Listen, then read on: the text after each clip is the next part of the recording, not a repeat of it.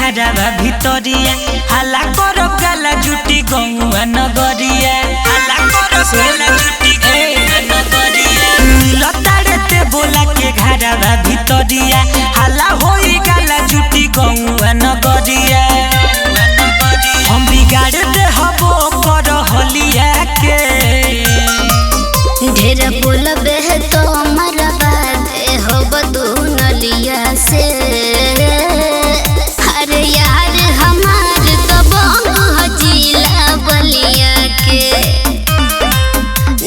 बोलबे तो हमारा बात हो बदू नलिया से यार हमार दबंग हो जिला बलिया के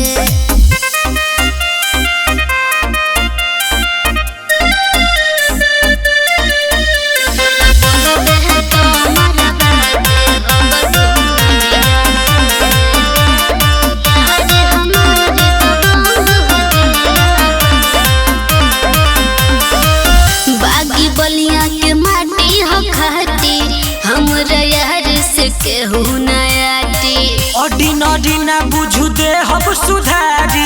सगरु चले हमरे रंगदारी अरे हरे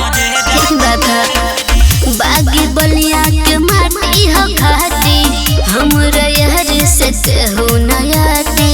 ऑर्डिनरी ना बुझू दे हब सुधारी सगरु चले हमरे रंगदारी हल्ला करब कौन गइल गलिया से ढेर बोलबे तो हमारा बात होब तू नलिया से अरे यार हमार दबंग हो जिला बलिया के बुझल ढेर बोलबे तो हमारा बात होब तू नलिया से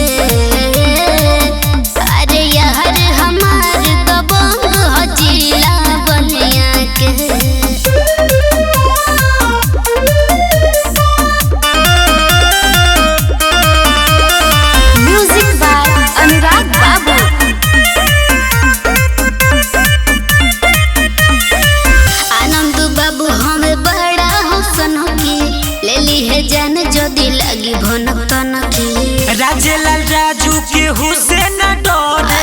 जवन मन में आवे तवने करे बोल आनंद बाबू हवे बड़ा हुसन की लेली है जान जदी लगी भनक तनकी अनुराग अंगेश के हुसैन डरे जवन मन में आवे तवने करे तो संगे संगे सुधार तोरा चलिया के सुना ढेर बोलबे तो हमारा बात होब तू नलिया से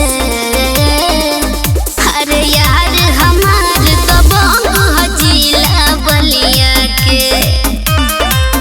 ढेर बोलबे तो हमारा बात होब तू नलिया से